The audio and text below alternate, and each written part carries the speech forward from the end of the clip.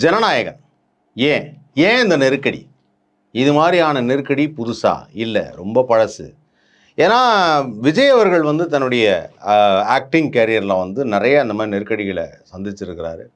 இதுக்கு முன்னாடி வந்து காவலன் திரைப்படத்துக்கும் இதே மாதிரி ஒரு சம்பவம் நடந்தது. அதுக்கான பெரிய ஒரு தடை விதிக்கப்பட்டது. அப்புறம் அந்த படம் வந்து ரிலீஸ் ஆச்சு. அந்த படம் ரொம்ப நல்ல ஒரு காமெடி படம். ஒரு மலையாளத்தில் திலீப் அவர்கள் நடித்த ஒரு திரைப்படம் தான் அந்த படம். ஸோ இந்த மாதிரி வந்து ஏகப்பட்ட நெருக்கடிகளையே வந்து அவர் எப்பவுமே சந்திச்சிருக்கிறாரு. அப்போல்லாம் வந்து அவர் சினிமா நடிகராக மட்டும்தான் இருந்தார்.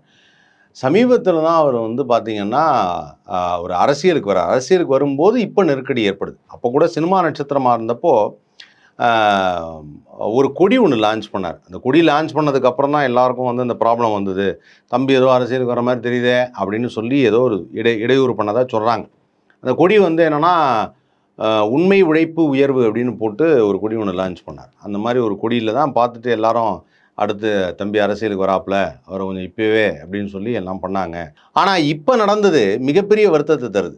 ஏன்னா ஜனநாயகன் படம் வந்து அது எப்படி வேணாலும் இருக்கட்டும், அது பொலிட்டிக்கலாக இருக்கட்டும், ரீமேக்காக இருக்கட்டும், என்ன வேணாலும் இருக்கட்டும், ஒரு படத்தை ரிலீஸ் பண்ண போகிறோன்னு சொல்லி தேதி அறிவித்த பிறகு இங்கே வந்து எப்படின்னா பிளானிங், மக்கள் எல்லாருமே வந்து ஒரு பிளான் வச்சுருப்பாங்க. 9ஆம் தேதி இந்த படம் ரிலீஸ் ஆகுது, எல்லோரும் பார்க்கணும். 10ஆம் தேதி போய் பராசக்தி பார்க்கணும். எல்லாம் அதுக்கப்புறம் பொங்கலுக்கு அப்படியே நம்ம போகிறோம் இல்லையா, போகும்போது ஊருக்கு போகும்போது நம்ம நண்பர்களோடு சேர்ந்து பார்க்கலாம் அப்படிங்கிற ஒரு பிளான் வச்சுருப்பாங்க. மறுபடியும் சொல்கிறேன், விஜய் தன்னுடைய கடைசி படம்னு இதை எப்போ வந்து அறிவித்தாரோ அப்போவே ஃப்ரெண்ட்ஸ் எல்லாம் கூடி மச்சான் எல்லோரும் சேர்ந்து ஒரு ரூபா விஜய் படம் பார்க்கலாம்டா அப்படின்னு சொல்லிலாம் முடிவு பண்ணிட்டாங்க. நிறைய பேர் அதில் வந்து டிக்கெட்லாம் வந்து அட்வான்ஸ் புக்கிங்லாம் பண்ணணுன்னு சொல்லி எல்லோரும் வந்து வெயிட் பண்ணாங்க. பட் இந்த நேரத்தில் வந்து சென்சார் போர்டில் இப்படி ஒரு விஷயம் நடக்குது. இந்த சென்சார் போர்டில் இப்படி ஒரு விஷயம் நடக்குது அப்படிங்கும்போது இந்த சென்சார் போர்டில் அப்படி என்ன பிரச்சனை இந்த படத்துக்கு? கிட்டத்தட்ட வந்து டிசம்பர் மாதம் 13ஆம் தேதியோ என்னவோ, இல்லை 19ஆம் தேதி கிட்ட வந்து இந்த படத்தை வந்து சென்சாருக்கு கொடுத்துட்டாங்க. அதுக்கப்புறம் அவங்க வந்து சில விஷயம்லாம் இதெல்லாம் நீக்கணும் அதெல்லாம் நீக்கணும்னு சொன்னாங்க. மறுதணிக்கைக்காக வந்து எல்லாத்தையும் அவங்க சொன்னபடி செஞ்சுட்டு மறுபடியும் கொடுத்துட்டாங்க. அதுக்கப்புறம் இப்போ வரைக்குமே அந்த சான்றிதழ் வழங்கப்படவில்லை. அது என்ன ரீசன் அப்படின்னு கேட்டப்போ, இந்த படத்தோட ரிலீஸ் டேட்டை நாங்கள் தள்ளி வைக்கிறோம் due to some unavoidable circumstances, தவிர்க்க முடியாத சில காரணங்களால் இந்த படத்தோட ரிலீஸ் டேட்டை நாங்கள் தள்ளி வைக்கிறோம். தள்ளி வைக்கிற இந்த படம் வந்து எப்போ ரிலீஸ் ஆக போகுதுங்கிறத விரைவில் அறிவிப்போம் அப்படின்ட்டாங்க. அது ஒரு மாதிரி எனக்கே வந்து ஒரு மாதிரி பிடிக்கல. விஜய் படங்கள் வந்து விஜய் படங்களே நான் எதிர்த்து பேசுறது அப்படிலாம் கிடையாது. விஜய் படங்களே இந்த படம் வந்து ரீமேக்காக இருக்கே, இப்படி இருக்கே அப்படி இருக்கே அப்படி தான் பேசுமே தவிர, ஆனால் ஜனரஞ்சகமாக ஒரு திரைப்பட ரசிகராக பார்க்கணும் அப்படின்னு பார்த்தீங்கன்னா, ஒரு திரைப்படம் வந்து வெளியாகிற தேதியை அறிவித்த பிறகு வெளியாக போது ரிலீஸ் ஆக போதுன்னு எல்லாம் உற்சாகத்தில் இருக்கும்போது அந்த படத்துக்கு தடை சொல்லுவது, அதுக்கப்புறம் கதை திருட்டு, அதுக்கப்புறம் இந்த படத்தில் அது இல்லை இது இல்லை, இந்த படத்தை இப்போ ரிலீஸ் பண்ண மாட்டோம் இப்படிலாம் சொல்கிறது இருக்கு இல்லையா, அது தவறான ஒரு விஷயம். இதற்கு பல அரசியல் காரணங்கள் இருக்கும் அப்படின்னு சொல்கிறாங்க. ஆனால் இருந்தாலும் வந்து இந்த படம் அப்படி என்ன அப்படின்னு சொல்லி சென்சார் போர்டில் சில விஷயங்களை விசாரித்த போது தான் அங்கே திரு ஆர்கே சுரேஷ் வந்து ஒரு உரையாடலில் சொல்லியிருக்கார். அந்த உரையாடல் என்ன சொல்லியிருக்கார் அப்படின்னா, சென்சார் போர்டுங்கிறது பல உறுப்பினர்கள் இருக்காங்க, பல பேர் சேர்ந்து தணிக்கைக்குள்ள படம் ஒரு 5-6 பேர் அதில் படம் பார்ப்போம். அதில் வந்து மெம்பர்ஸ் எல்லாம் இந்த படத்தில் வந்து சொல்கிறதுக்கு முன்னாடி நான் சென்சார் போர்டை பற்றி சொல்கிறேன் அப்படின்னு சொல்லிட்டு அவர் என்ன பண்ணார்னா விஷயத்துக்கு டேரெக்டாக வரல. அவர் ஸ்ட்ரெயிட்டாக என்ன சொல்கிறாருன்னா, சரத்குமாரும் ஜிவி பிரகாஷும் நடித்த ஒரு படம் வந்து கிட்டத்தட்ட 2 வருஷமாக சென்சாரில் நிற்கிது. அதில் சில வந்து தகாத வார்த்தைகள் இருக்குது, சில சமூகங்களை தவறாக சொல்வதற்கு, ஒரு கம்யூனிட்டியை பற்றி தப்பாக சொல்கிறேன் அந்த மாதிரிலாம் ஏதோ இருக்குது, அதனால் நிற்கிது. அது வந்து ரீசென்சாருக்கு வந்தே ரொம்ப நாளாக நிற்கிது, அது அப்படியே நிற்கிது. இதுக்கெல்லாம் நம்ம பெருசாக ரீசனே சொல்ல முடியாது.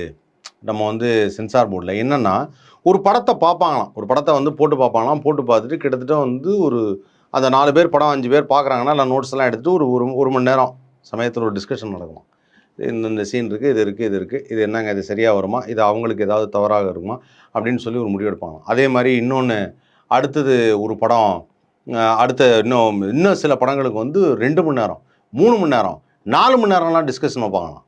4 ஹவர்ஸ்லாம் டிஸ்கஷன் வச்சு முடிவு பண்ணுவாங்களாம். இதுக்கு நீங்கள் 40 நாள் கூட டிஸ்கஸ் பண்ணிக்கலாம். இந்த படம் ஜூன் மாதமே முடிஞ்சிருச்சு. இந்த படம் வந்து டிசம்பர் 19ஆம் தேதி சென்சாருக்கு வருதுங்கும் போது அவங்க ஜனவரி 9 வந்து சொல்லிட்டாங்க. மறுபடியும் சொல்கிறேன், அரசியல் காரணமாக அதில் வந்து அவர் அரசியல் பேசியிருக்கலாம், யாரையாவது திட்டிருக்கலாம், என்னெல்லாம் இருக்கலாம். பட் படம் தான். அதில் என்ன பண்ணணுமோ இல்லைங்க நீங்கள் அது மாதிரி பொதுப்படையாக சில விஷயம் சொல்ல முடியாது, ரூல் படி அதெல்லாம் கிடையாதுன்னு சொல்லிட்டு அதெல்லாம் பண்ணிவிட்டு கரெக்டாக அந்த தேதியில் ரிலீஸ் பண்ணணும். ஏன்னா மக்கள் இங்கே எல்லாமே மக்கள், அதிகாரிகள் மட்டுமே கிடையாது. அதிகாரிகளுடைய பசங்களும் இருக்காங்க. அந்த பசங்கள்லாம் வெயிட் பண்ணுவாங்களே, சென்சார் போர்டில் வேலை செய்கிற எத்தனையோ பேர் அவங்களோட பசங்க வந்து விஜயோட பெரிய ஃபேனாக இருப்பாங்க. அவங்க அந்த விஜய் படம் பார்க்கணுங்கிறதுல ரொம்ப ஆர்வமாக இருப்பாங்க.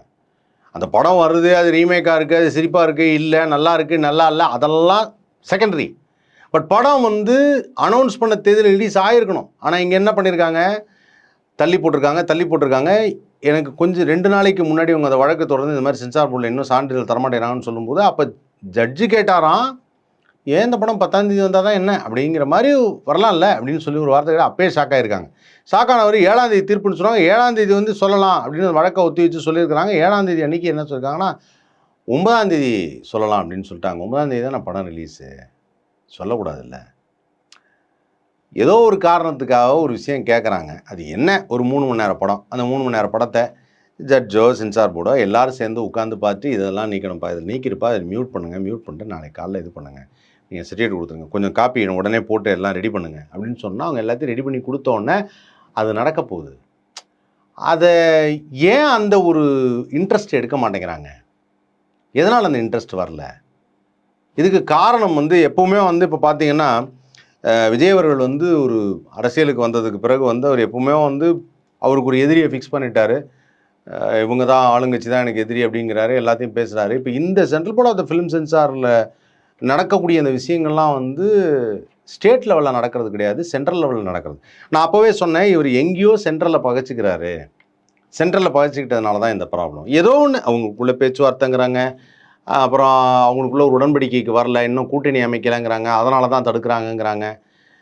இந்த மாதிரிலாம் சொல்லிக்கிட்டே இருக்கிறாங்க. இந்த மாதிரி சொல்லி அந்த படம் வந்து இப்போ வராது 9ஆம் தேதி வந்து விசாரணைக்கு வரும். அப்போ உடனே கேவின் படம் சொல்லிட்டாங்க, 9ஆம் தேதி விசாரணைக்கு வந்தால் 9ஆம் தேதி ரிலீஸ் பண்ண முடியாது, சரி நம்ம அனௌன்ஸ் பண்ணிடலான்னு சொல்லிட்டு புக் பண்ணவங்க எல்லாத்துக்கும் காசை திருப்பி தர்றாங்க. அதே சமயத்தில் இந்த படம் எப்போ வரப்போகுதுங்கிற தேதியை நாங்கள் லேட்டராக அறிவிப்போம்னு சொல்லிட்டாங்க. இப்போ வரைக்கும் அவங்க சொல்லலை, நாங்கள் இப்போ தான் வரப்போகிறோம் அப்போ தான் வரப்போகிறோம்னு சொல்லலை, லேட்டராக அறிவிப்போம் அப்படின்ட்டாங்க. அது பெரிய வருத்தத்தை தருது. மேபி அது எனக்கு தெரிஞ்சு சென்சார் சான்றிதழ் வந்த பிறகு, வருவதற்கு முன்பாக இல்லை, வந்த பிறகு அவங்க தேதி அறிவிக்கலாம். அதான் நல்லது. இந்த படம் இப்பொழுது பராசக்தியோடு போட்டியிடுமா, இது வந்து இந்த படம் இப்படி இருக்குமா அப்படி இருக்குமா நிறையா சொல்கிறாங்க. ஆனால் ஒரு விஷயம் நான் சொல்லுவேன், இது யாருக்கும் போட்டி இல்லை, அது இட்ஸ் ஸ்டாண்டலோன் ஃபிலிம், அது ஆல்ரெடி சொன்னது தான். இது விஜய் ரசிகர்களுக்கு பெரிய ஏமாற்றத்தை தருது, வருத்தத்தை தருது, அதான் உண்மை. இந்த ஏமாற்றமும் வருத்தமும் என்ன பண்ண போகுது அப்படின்னா, ஒரே கல்லில் 2 மாங்காங்கிற மாதிரி, ஒருவேளை இது இப்படி நடக்குதோ எப்படின்னா, இப்போ விஜய் படத்துக்கு சான்றிதழ் கொடுக்காம அப்படியே நிறுத்திடுங்க, இதை பேஸ் பண்ணி அவங்க பராசக்தி படத்தை வந்து வேணுன்ட்டே ஓட விடாமல் பண்ணுறதுக்கும் அந்த ரசிகர்கள்லாம் ஆர்ப்பாட்டம் பண்ணுவாங்க, அதையும் ஒழிச்ச மாதிரி ஆகிடும் அப்படின்னு சொல்லிட்டு ஒரு கணக்கு ஏதாவது வச்சுருக்காங்களான்னு தெரியல. இல்லை, இந்த படத்தை நீங்கள் இப்போ ரிலீஸ் பண்ணாதீங்க, நம்ம தள்ளி வச்சுக்கலாம். இவங்க இப்போதைக்கு ஒரு ஆர்கியூமெண்ட்டில் என்ன சொல்கிறாங்கன்னா, கிட்டத்தட்ட ஒரு 4 வாரங்கள் ஆகும். அப்படி 4 வாரம்னா என்ன, கிட்டத்தட்ட பிப்ரவரி மாதம். அப்போது ஒரு இன்டைரக்டாக என்னென்னா, ஒரு கிரியேட்டிங் அ ஃபீவர் அப்படின்னு ஒன்று சொல்லுவாங்க. கிரியேட்டிங் அ ஃபீவர் அப்படின்னா, அந்த நேரம் அப்படியே பயங்கரமாக பற்றிக்கிட்டு எரியும். அந்த நேரத்தை ஜனவரி மாதம் ரிலீஸ் பண்ணி பிப்ரவரி, மார்ச், ஏப்ரல் எலெக்ஷன் அப்படின்னா, அந்த நேரத்தில் இப்படி வராது. ஏப்ரல் எலெக்ஷன்னா கொஞ்சம் அந்த டைம்லேயே ரிலீஸ் பண்ணலாமே. நீங்கள் ஒன்று செய்யுங்க, படத்தை மார்ச் ரிலீஸ் பண்ணுற மாதிரி நம்ம பண்ணிடுவோம். நாங்கள் தடை பண்ணுற மாதிரி தடை பண்ணுறோம், நீங்கள் அப்படியே வந்து ஐயோன்னு வருத்தப்படுங்க, இந்த பழியெல்லாம் தூக்கி இவங்க மேலே போடுவோம், அப்புறம் நம்ம வந்து அப்படியே சென்சார் போர்டில் வந்து சென்சார் கொடுத்துட்டு அப்படியே ரிலீஸ் பண்ணுவோங்கிறான். இந்த மாதிரி ஒரு ஐடியாவாக இருக்குமோ அப்படிங்கிறது என்னுடைய டவுட்டு. ஏன்னா இந்த படத்தில் இன்னொரு விஷயம் என்னன்னா, எதுக்காக சென்சாரில் இப்படி தடை பண்ணுறீங்கன்னா, இல்லை ஆர்மி எம்பளமெல்லாம் வந்து சில இதெல்லாம் யூஸ் பண்ணிருக்கோம், அதெல்லாம் தான் தடை செய்யப்பட வேண்டியதாக இருக்குது. இன்றைக்கி இருக்கிற டெக்னாலஜியில் 2 செகண்ட் 2 நிமிஷம் ஆகாது, கிடுக்கிடுன்னு எல்லாத்தையும் அடிச்சுட்டு எம்பளத்தையே மாற்றுறதுக்கு சிஜியில். இது ஒரு பெரிய விஷயமா? அந்த விஷயத்துக்காக தடை பண்ணியிருக்கலான்னு ஆர்கே சுரேஷ் அவர்கள் சொல்லும்போது அதுவும் வந்து யோசிக்க வேண்டிய ஒரு விஷயமா இருக்குது. இல்லையே, இது மாதிரிலாம் பண்ணக்கூடாது அப்படின்னு. ஆனால் இன்றைக்கி சொல்கிறேன், அதாவது சில காட்சி அமைப்புகள் நான் பார்த்த வரையில் இது எவ்வளோ பேர் கவனிச்சிருக்காங்கன்னு தெரியாது. ஒரு காட்சி அமைப்பு ஒரு படத்தில் பார்க்குறேன், ஒரு பர்டிகுலர் சமூகத்தினர் வந்து கடவுளை வணங்கி கொண்டிருக்கும் பொழுது அவர்கள் எந்த கடவுளை வணங்குகிறார்களோ அந்த கடவுளை வணங்கிட்டு இருக்க போது பக்கத்தில் தேசிய கொடி எரிஞ்சிக்கிட்டு இருக்கு. இந்த மாதிரி ஒரு சீன் ஒரு படத்தில். அந்த படத்தை நான் ஸ்பெசிஃபையும் பண்ண விரும்பலை, அந்த மதத்தையும் ஸ்பெசிஃபை பண்ண விரும்பலை. தேசிய கொடி எரிஞ்சிட்டு இருக்கு, அவங்க வணங்கிட்டு இருக்காங்கன்னு ஒரு ஷாட் எடுக்கிறேன். அதுதான் தூண்டுதலுக்கான ஒன்று. அந்த காட்சி படத்தில் இடம்பெற்றது. அதுதான் தூண்டுதல். அதாவது என்னன்னா, தேசப்பற்று இல்லாதவர் அந்த அந்த கம்யூனிட்டியை சேர்ந்தவங்க அப்படின்னு சொல்லக்கூடிய ஒரு காட்சி. ஆனால் அந்த காட்சியே தமிழ் சினிமாவில் வந்திருக்குது. இது எங்கே போச்சு எனக்கு அது தெரியலையே. எனக்கு பெரிய வருத்தமாக இருக்கிறது, பெரிய வருத்தமாக இருக்கிறது. தயவு செய்து central board of film censor ஆகக்கூடிய நமது நண்பர்களும் திரையுலக கலைஞர்களும் அங்கே இருக்கக்கூடிய அதிகாரிகளும் இதெல்லாம் மனதில் கொள்ள வேண்டும். இதெல்லாம் நீங்கள் மனசில் கண்டிப்பாக வச்சுக்கணும் சார். நீங்கள் வந்து பெரிய அதிகாரிகள், உங்களுக்கு தெரியாது இல்லை, விஜய் படங்கிறது whatever it's maybe a political satire. அது வந்து நாங்கள் விஜய் ரசிகர்கள் இல்லை, எங்களுக்கு பிடிக்கலன்னு சொல்லலாம், என்ன வேணாலும் சொல்லலாம். ஆனால் விஜய் படம் குழந்தைகளுக்கு பிடிச்ச ஒரு படம், எல்லா குழந்தைங்களும் விரும்பி பார்க்குற படம், எல்லாரும் பார்க்கணும்னு நினைக்கிற ஒரு படம். அந்த படம் வெளியாவதற்கு இப்படி ஒரு தடையான நினைக்கும் போது ரொம்ப வருத்தமாக இருக்குது. அப்படி நான் வந்து இன்னும் கோடிட்டே சொல்லுவேன். சில சீன்லாம் வந்து இன்னும் இது வரைக்கும் வந்து இதெல்லாம் தூண்டுதலுக்கான காட்சிகள், இதெல்லாம் வந்து சென்சாரில் தூக்கப்படவில்லை அப்படின்னே சொல்லுவேன்.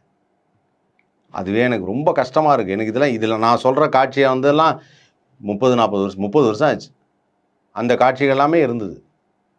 ஆனால் அதே படத்தில் வேறு சில காட்சிகளை வந்து இதை நாங்கள் சென்சாரில் தூக்கியிருக்கோம் அப்படின்னு சொல்லியிருந்தாங்க.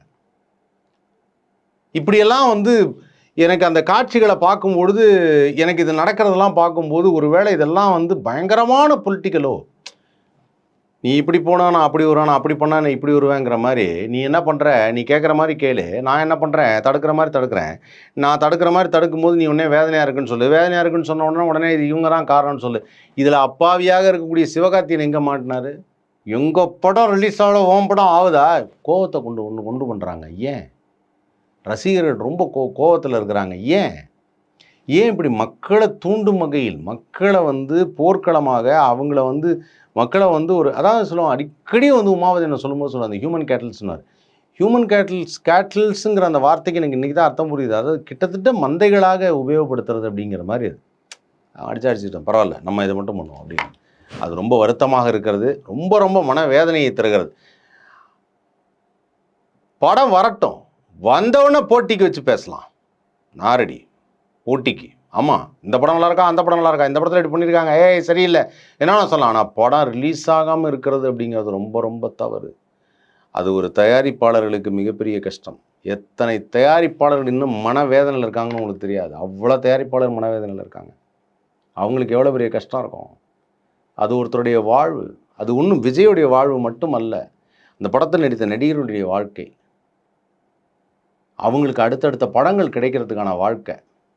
இதை தான் தயவு செய்து சென்ட்ரல் போர்ட் ஆஃப் ஃபிலிம் சென்சாரும் நமது நீதிமன்றத்தை சேர்ந்த வழக்கறிஞர்களும் இது சம்பந்தப்பட்ட வழக்குகளை வாதாடக்கூடிய வழக்கறிஞர்களும் நீதிபதி அவர்களும் தயவுசெய்து புரிந்து கொண்டு மனிதாபிமான அடிப்படையில் இதை கொஞ்சம் சீக்கிரமாக அந்த தீர்ப்பை சொல்லி, அந்த அரசியல் கட்சிகளுக்கும் கேட்டுக்கிறேன். அதாவது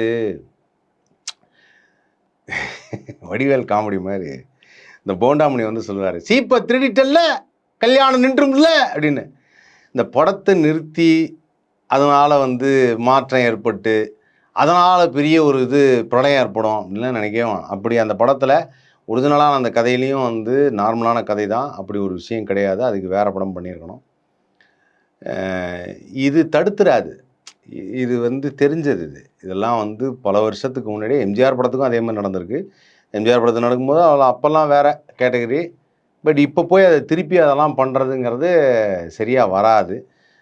முக்கியமாக மத்திய அரசு வந்து இதில் தலையிட்டு அவங்க வந்து இதை மக்களின் நலனுக்காக, உண்மையிலேயே அவங்க தமிழக மக்களுக்கு ஒரு நலன் அப்படிங்கிறாங்கன்னா இதெல்லாம் சீக்கிரம் தலையிட்டு சீக்கிரமாக அதெல்லாம் சரி பண்ணணும். It can be done. ஒரு 3 hours ஃபிலிம், ஒரு 3 hours ஃபிலிமுக்கு தமிழ்நாடில் ஒட்டுமொத்த தமிழர்களும் எதிர்பார்க்கக்கூடிய ஒரு திரைப்படத்திற்கு ஒரு 3 hours ஃபஸ்ட்டு 3 hours பார்த்துட்டு இதெல்லாம் இதெல்லாம் சரியில்லைன்னு எல்லாத்தையும் சொல்லிவிட்டு அதெல்லாத்தையும் எழுதி கொடுத்துட்டு இந்த மினிட்ஸ் இதெல்லாம் தூக்கணும்னு சொல்லிட்டு அடுத்த 3 hours அவங்க இவங்க வேலையெல்லாம் முடிச்சுட்டு கிடுகிடுன்னு எல்லாத்தையும் பண்ணி கொடுத்துட்டாங்கன்னா அடுத்த 3 hours 9 hours ஜாப், ஒரு 9 மணி நேர வேலை.